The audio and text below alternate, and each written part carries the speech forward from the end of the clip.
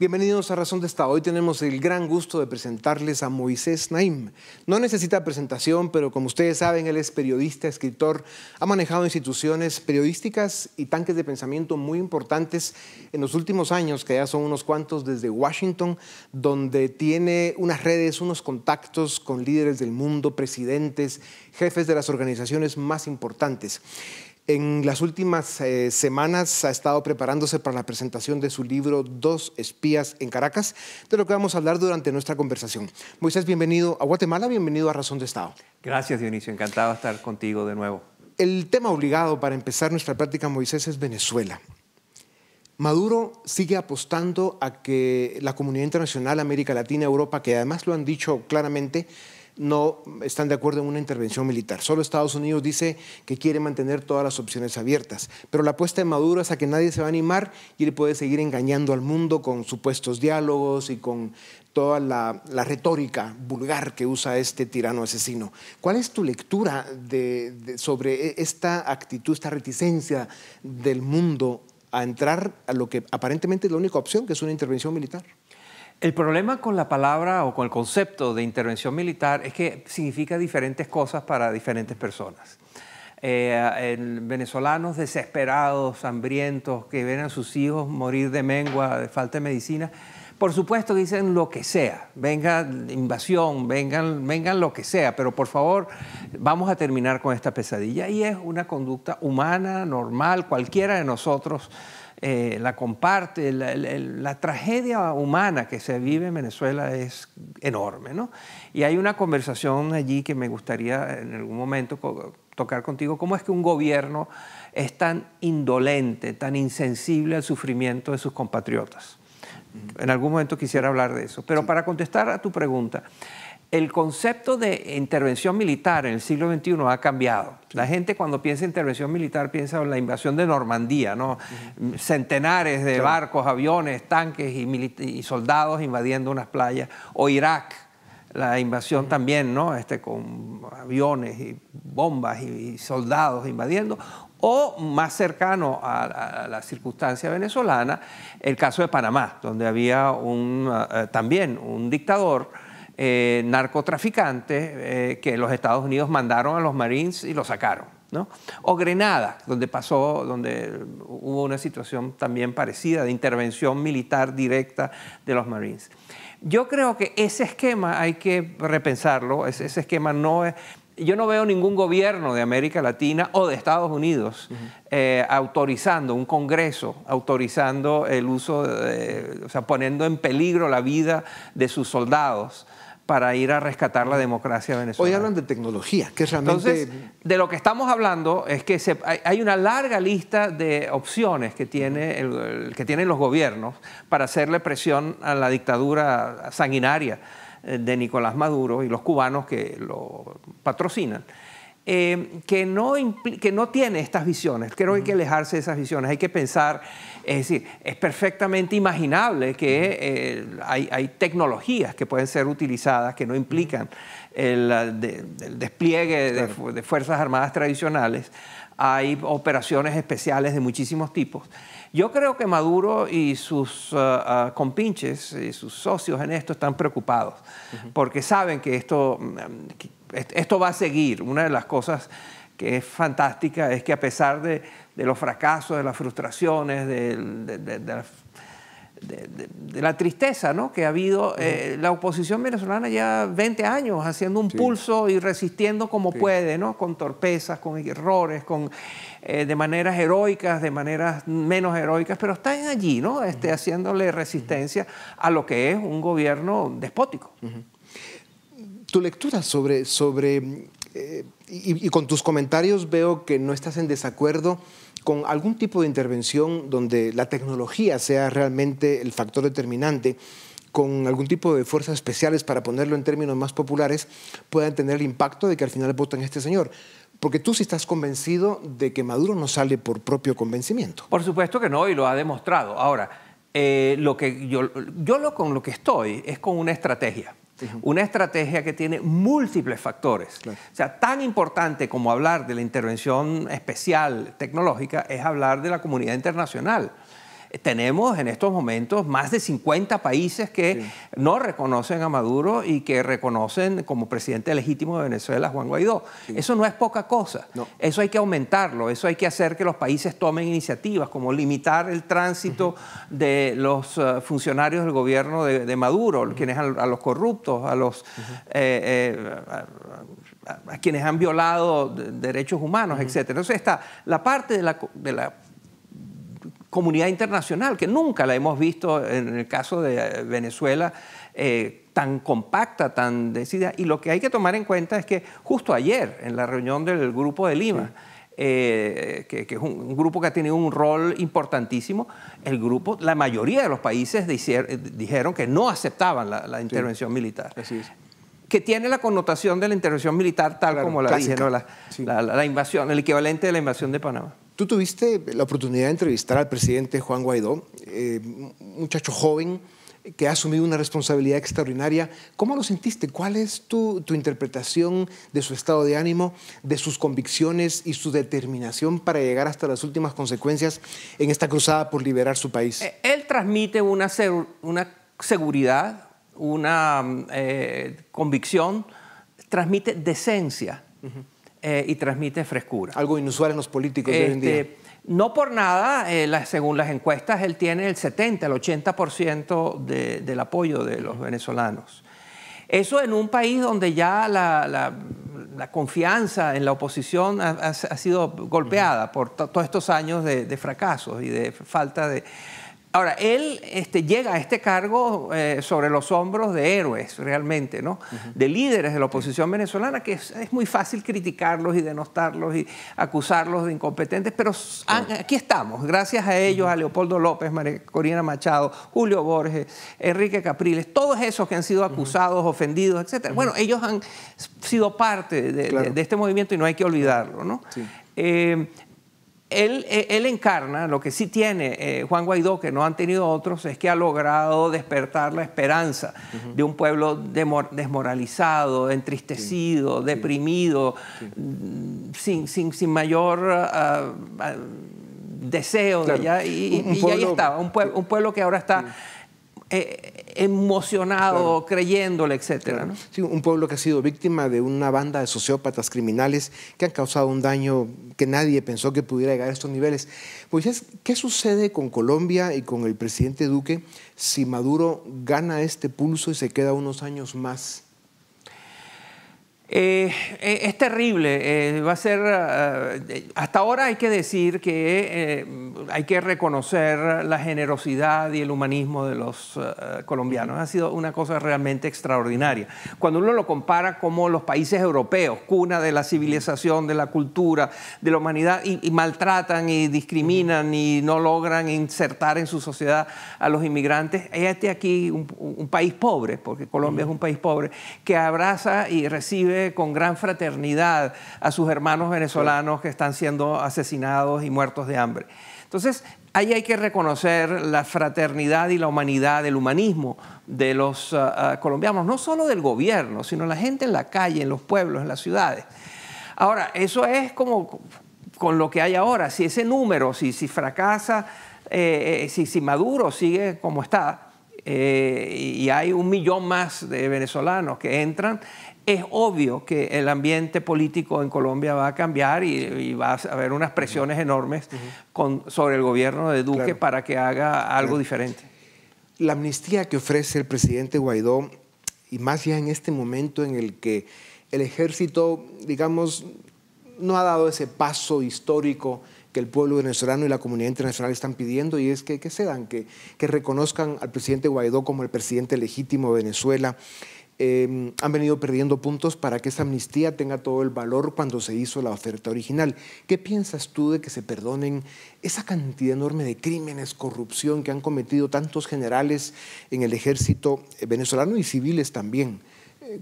¿Qué puede hacer Venezuela con un grupo de personajes que si ganan los buenos en Venezuela y cae Maduro, van a convivir con esos criminales? Yo entrevisté al presidente Ricardo Lagos de Chile, que fue un líder de la transición. Gracias a él comenzó la transición en Chile, saliendo de Pinochet hacia la democracia. Él me dijo que sus negociaciones más feroces, más difíciles, no eran con el otro lado, con los militares y Pinochet, era con su propio lado, que eran con los extremistas de su lado, que no aceptaban nada, que su única condición es todo, lo único que puede servir es si Pinochet lo fusilamos o lo mandamos a la cárcel para siempre, si agarramos a todos estos militares que nos han torturado y que nos han hecho mal y los metemos en la cárcel a todos, eso es lo mínimo que podemos nosotros negociar. Y bueno, no pasó así. Y logró, Ricardo Lagos y su equipo lograron construir un Chile con cosas muy difíciles de tragar, como por ejemplo que Pinochet seguía siendo jefe de las Fuerzas Armadas y una parte de las exportaciones de cobre, que es la principal fuente de ingresos de Chile, iba directamente a las Fuerzas Armadas administradas por Pinochet, no pasaba por el gobierno. Eso es muy duro de tragar y sin embargo lo lograron hacer y hoy en día Chile es una democracia vibrante. Mandela, después de 40 años de cárcel, sale y todos los que estaban con él decían, bueno, esta es nuestra era de la revancha, esto nos toca. Nosotros, ahora ahora somos nosotros los que vamos a meter en la cárcel a los Boers y a los blancos que nos han maltratado. Y no pasó así. Mandela pasa a la historia como el tipo que logra la transición de Sudáfrica sin mayor violencia. En Venezuela creo que es lo mismo, va a ser muy difícil de tragar, pero si tú me pides la opinión, yo estoy dispuesto a dejar, si se pasan y logramos salir de Maduro y de sus criminales, y logramos tener unas elecciones libres y limpias donde pueden asistir todos pueden participar, donde hasta los chavistas pueden ser candidatos. Sí. Y ahí el pueblo elige un candidato que se vuelve el presidente del país y cambia las cosas. Por lograr esa meta, ese premio, yo estoy dispuesto a tragar duro. Sí. Y ya veremos después qué hacemos con los asesinos y con los criminales. La generosidad de los que están siempre del lado correcto de la historia es evidente.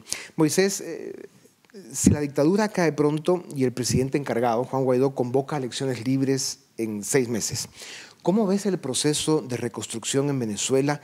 ¿Qué condiciones deben darse? ¿Qué papel debe jugar el Estado, la sociedad, la comunidad internacional?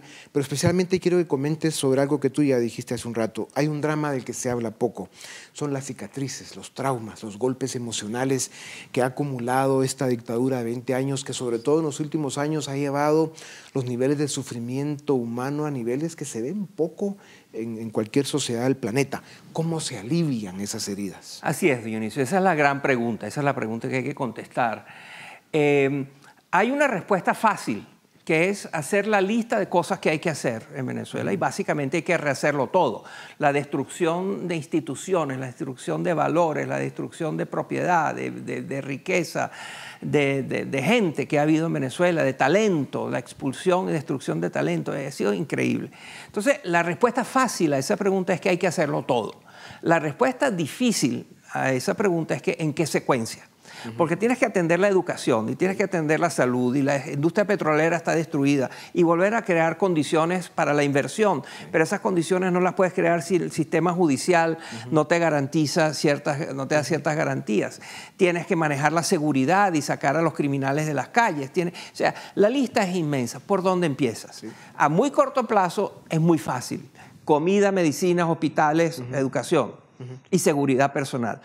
Esa es fácil decirla, es muy difícil hacerla. Sí. Pero después que haces eso, queda la tarea de repensar, reconstruir, relanzar un país, una sociedad que, como tú bien describes, ha sido destruida en su alma, en muchos sentidos. Es una sociedad donde los jóvenes no han tenido educación decente, donde los índices de analfabetismo, los índices de ignorancia son inmensos. Entonces, es una sociedad además que a través de, primero Chávez, y no hay que olvidar que lo que estamos viviendo hoy tiene un padre que no se llama Maduro, se llama Hugo Chávez. Lo que estamos viviendo hoy es consecuencia de las políticas y la forma de hacer política que adoptó Hugo Chávez y que Maduro continúa.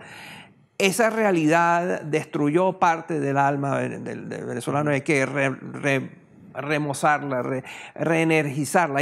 Y eso al mismo tiempo que es un gran reto, es una gran posibilidad, crea un gran entusiasmo. Hay literalmente millones de jóvenes en Venezuela, de profesionales dentro y fuera de Venezuela que están muy dispuestos a participar en el maravilloso proyecto de vida que es ayudar a un país un gran país que tiene un potencial extraordinario, pero claro, coincides en que además y al lado de todo ese inventario que tú mencionabas del proceso de reconstrucción, es indispensable un esfuerzo terapéutico en la sociedad venezolana, probablemente un selecto grupo de líderes que sean capaces de reanimar al ciudadano venezolano, hombres y mujeres de ese gran país, para que se sientan parte de una reconstrucción y probablemente sea la terapia más efectiva, ¿no? Eso es importantísimo y ese tiene que ser el mensaje de los líderes que quieran ser elegidos.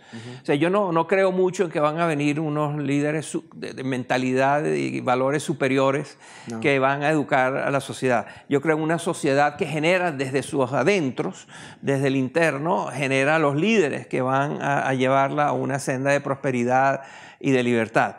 Y mi requisito indispensable es que esos líderes hayan sido elegidos por el pueblo, no hayan sido impuestos por nadie, ni por una élite, ni por otro país, ni por instituciones multinacionales o multilaterales. Sí. Moisés, hemos visto a través de la historia de la humanidad que la especie humana es la única de las especies que se vuelve a tropezar con las mismas piedras. De Hitler, Stalin y todos los personajes que han hecho lo que han hecho a través de la historia, y nos encontramos ahora con Hugo Chávez o con un Nicolás Maduro. ¿Qué riesgo sigues viendo tú en América Latina que podamos seguir cayendo en este tipo de fenómenos tan brutales? Enorme, enorme. En este mismo programa, en una conversación anterior, Dionisio, yo te mencioné el concepto de necrofilia ideológica. La necrofilia es esa perversión que tienen algunos seres humanos de que están apasionadamente enamorados de ideas muertas, ideas que han sido probadas y por una y otra vez en un mismo país o en diferentes países y siempre llevan a la miseria, al hambre, a la corrupción, a la muerte. Bueno, la necrofilia política está de moda en América Latina. Uno de los países que me produce una enorme preocupación es México. Ver la manera de hablar, las propuestas que están haciendo el gobierno de López Obrador y sobre todo los círculos que lo rodean. Es una cosa insólita, ¿no? Un gran país, un país importantísimo, que yo lo veo sufriendo un profundo ataque de necrofilia ideológica, de amor apasionado por ideas bobas, muertas, inútiles. Así es. Y cuando tú mencionas ese otro fenómeno que complementa lo que acabas de describir, que es la desinformación y qué papel juegan las redes y el Internet en ese fenómeno, pues claro, contamina a la sociedad de una manera tan brutal. Sociedades que por supuesto tienen problemas, falta de oportunidades y tal, pero la forma de resolver esos problemas no es con esa necrofilia ideológica, ni con las políticas que está proponiendo López Obrador, ni mucho menos con lo que ha hecho Chávez y Maduro con Venezuela. Sí, realmente hay que estar muy alertas, como siempre lo hemos dicho. Moisés, 2 espías en Caracas. Está agotado en cualquier país donde se busca. Está siendo muy difícil encontrarlo. A Guatemala no ha venido. Amazon lo presenta hasta en mayo. Pero lo que estamos viendo es de que ya es un vendedor estrella en cualquier mercado en el que sale. Voy a leer después de que tú me hagas los primeros comentarios lo que han dicho algunos de los grandes escritores sobre esta novela, que realmente está basada en hechos reales y que presenta un drama que además tú conoces muy bien, que es el de tu país, Venezuela. Cuéntanos algo de 2 espías en Caracas. Bueno, es un experimento, es mi primer libro que es ficción, es una novela. Todo lo que está allí es ficción, excepto lo que es verdad.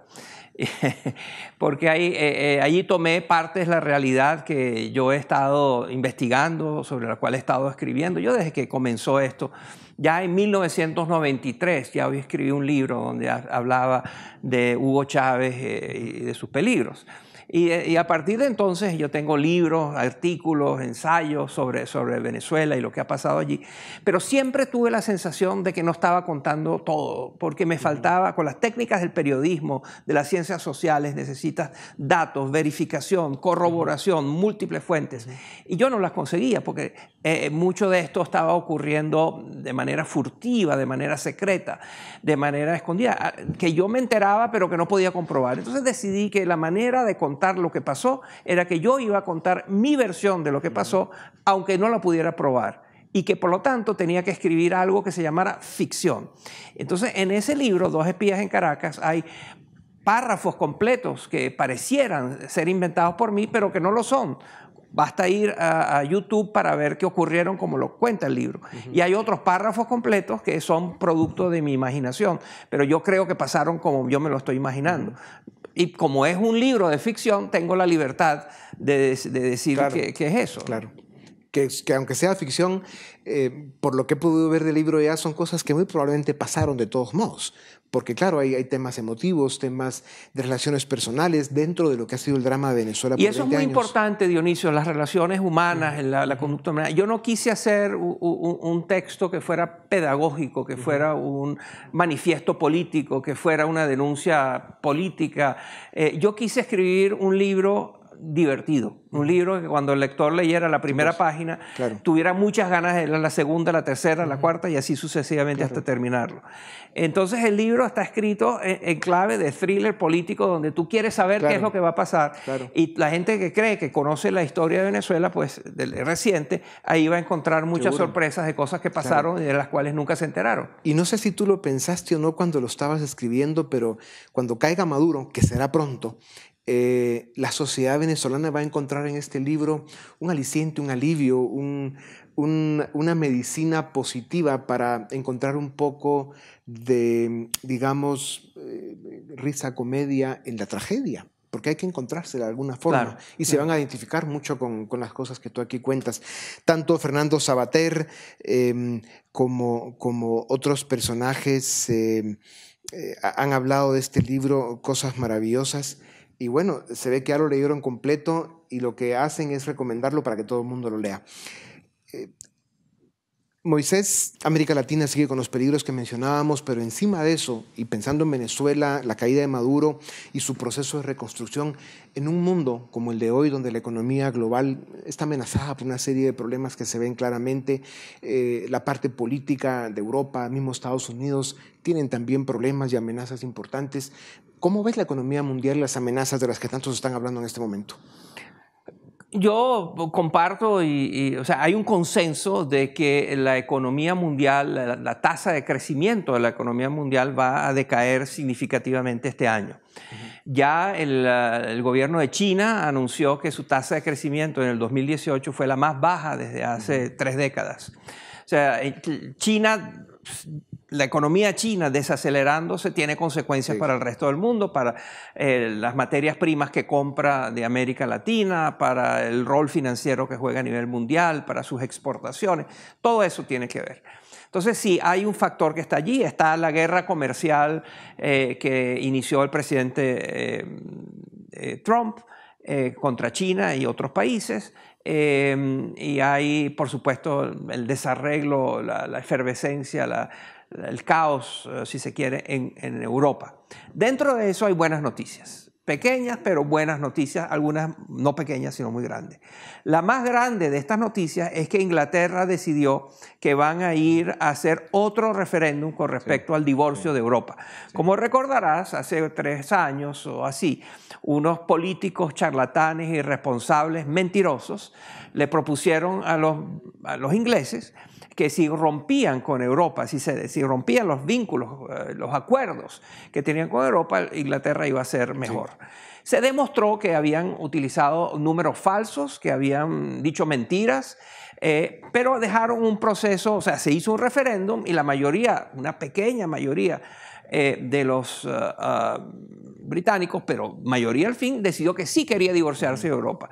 Y desde ese momento hasta hace 3 días no lograban encontrar un plan. Lo que habían propuesto, la idea del Brexit, que es la salida de Gran Bretaña de Europa, habían dicho que tenían un plan detallado de qué iba a pasar al día siguiente y no tenían nada. Se demostró que eran unos charlatanes. Entonces, afortunadamente, hace 2 días, el proceso político, uno de los partidos políticos que estaba bloqueando la situación, dijo que sí, que iban a apoyar el llevar a cabo un nuevo referéndum, donde se espera que la verdad, lo que más conviene a los británicos prevalezca y Inglaterra siga conectada con Europa. Eso es una buena noticia. Pues necesitamos más noticias como esas, Moisés, porque sin duda alguna el mundo las pide. Moisés, muchas gracias. Estaremos muy atentos a que vengan 2 espías en Caracas a Guatemala para tirarnos a comprarlo todos y leerlo. Se los recomendamos de verdad. Y no se olviden, los esperamos el miércoles 6 de marzo, el próximo miércoles, en el Centro de Convenciones del Hotel Camino Real para nuestro 4º encuentro ciudadano de Fundación Libertad de Desarrollo, en el que tendremos muchas sorpresas para ustedes. Los esperamos por ahí. Muchas gracias y seguimos ahora con Razón de Estado.